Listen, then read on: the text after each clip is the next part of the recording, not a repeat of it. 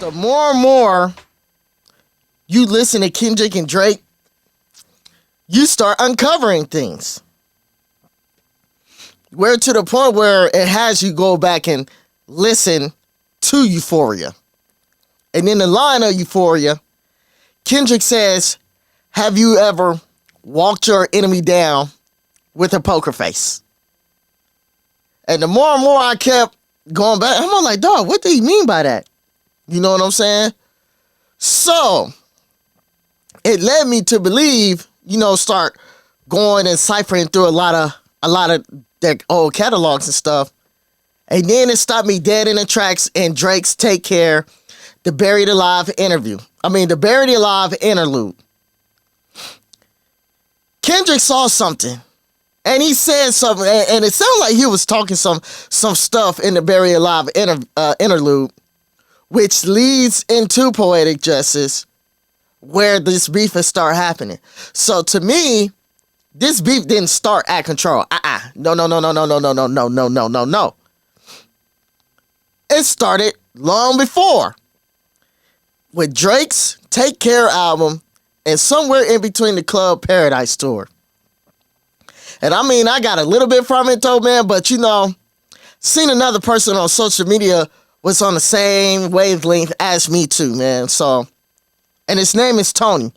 So, I'm gonna call Tony up and bring him on, man, so we could discuss this, because it sounds like Kendrick not only wrote Drake's verse in Poetic Justice, he ended up writing a part where Drake ended up dissing himself on that song. Oh my God! So yeah, we definitely gonna get into that, man. Though, so let me call my boy up, man. Let me call Tony up, man. So we could shoot into all of this, so we could both break this down together, though. But if y'all haven't, check out his TikTok, Decoding Kendrick and Drake. It's dope. I'm not gonna lie, it's dope, and it's gonna make you raise an eyebrow at a certain thing. So, man, let me call this man. Let me get him up.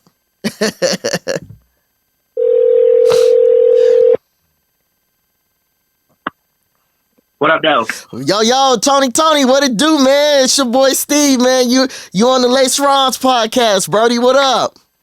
Thanks for having me, dude. I appreciate you. Nah, man. Nah, I thank you, man, because to me, it just kind of feels like it's only a few of us that's out there that went deep into the rabbit hole, but it was kind of like, how did this go over our heads? I ask myself that all the time. When I tell you, when we first sat down to do the first episode that's on YouTube, Decoding Drake and Kendrick, we were going off of just the lyrics. There's no double XL article. There's no source article. There's no Twitter post. There's no Facebook, nothing. There's 0 Reddit threads on this subject. There was nothing. I thought I was crazy, because when I was going through when I first found that the greatest, when I found the hip hop holy grail, I was literally just listening to other rappers' music. I was going down a Pac rabbit hole. I was going down a Biggie rabbit hole. Nas, Jay-Z, Eminem, Kanye, you name it. I was studying everyone's music because I was unemployed. I had all this time on my hands.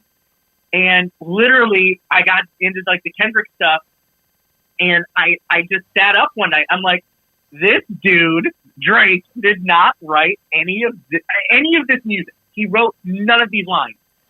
And then you just start pulling on that string, and you really have to know that it's coded in order for you to get the message. Once you figure out it's coded, the messages are clear as day. So I don't blame people for not being up on this.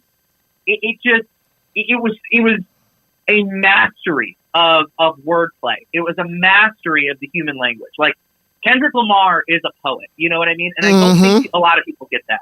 No, absolutely. I think they don't. They really don't. And then once you start really digging deep and start going down into the hole, for me, I was flabbergasted literally fucking flabbergasted when I went back and listened to the Buried Alive interlude. And in the interlude, I mean, I'm just listening to it. But the line that stood out to me when he said, Black Maybach, 40 pulled up Jeep, no doors, all that nigga was missing was Aaliyah. Felt like an initiation, a reality living in the Matrix. We talk casually about the industry and how the women be the tastemakers for the shit that we making. And when he said that, I was like, oh my God, like how? I know. And then take it a step further. How does Drake and his people allow him to say that on Drake's album? Do you see what I'm saying? Like, he's comparing him to R. Kelly. Yeah. Like, it's insane to me. Like, it's insane to me. It really very is insane, because at that time, and see, like, when you said that opened another door, because to me, around that time, when he said that, it was kind of giving me, like, reminiscence when he did the song Vanity Slave Part 2 with Gucci Mane. So so that's what I was getting. But when you look at it now in retrospect, and when he said that line, it hits totally different. Like the one that always stood out for me was like even the opening, like that opening couple of bars, right? Like he literally says, he's like, I'm looking in the mirror and I'm embarrassed. I'm feeling like a suicidal terrorist. React like an infant whenever you're mentioned. And Drake, during the beef, like Drake's like, oh yeah, he's just jealous of me. He's jealous of me. No, like he's literally saying like, I don't recognize myself and I feel like an extremist because he reacts that way whenever hip hop is mentioned. You know what I mean? Like he's not talking about Drake. He's talking about hip hop. He's talking about the game. So right. It's so crazy to me. Like, and again, I don't think people are accustomed to this level of wordplay and just how deep like these words are. And that's the thing that always drives me nuts, you know, when talking, you know, poetic justice with people is that people will say it's not that deep you're reaching. It's not that deep you're reaching. Quit glazing Kendrick. It's like, no, words have meaning. And when you say these words in this succession, that's what this means. It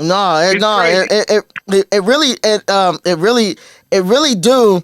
And like, you know, just unraveling these things, it makes the line in Euphoria hit so much harder. And I mean, we were all breaking down in Euphoria, like literally, like my opinion. I know everybody loved Not Like Us, but I think Euphoria is better than Not Like Us. That's just me. Yeah, that's just me. But the line, you know what? Mine out of the whole thing is Meet the Grams. Like, Meet the Grams to me is like, oh my God, that's cinema. Oh no, it really did. It definitely did though. But the line that now it makes totally sense in Euphoria after when he said, "Okay, nigga, let's play." Have you ever walked your enemy down with a poker face? Yeah, dude. Dog, like, and then I'll hit that button. I'll tell you the one that always, like, the one that really stands out for me, and it happened during the Super Bowl show. It's when he goes, like, he's rapping, and he says, I forget, like, what part of Euphoria he was in, but he says, like, God, what did he say? I forget what he's saying, but he basically, like, stops the performance, like, right after, like, almost, like, he takes you up to the point where he's leaving you a breadcrumb back to poetic justice and back to, like, the whole Drake thing. And then he stops the performance and he goes, I know y'all play sleep. Like, he's telling the audience, he's telling the listener, he's telling the viewer, like, the media is sleeping on the lines that are leading people back to poetic justice. I still don't understand why, like, the bigger media figures who get paid a lot of money to cover this stuff haven't asked, like, the simplest question, right? Like, Ebro was sitting there with him during the Super Bowl, like, interview, like, the lead up to the Super Bowl show. Ebro's sitting there. Ebro is, like, hip-hop, like, radio royalty, right? Like, a dude who's juiced in to, like, my industry, which is broadcast media. How in the world do you sit there with the biggest artist on the planet and you don't look at him and first question go, so, Kendrick, when was the first time you shot you a Drake? And follow-up question, who's the homie that told you to aim it this way?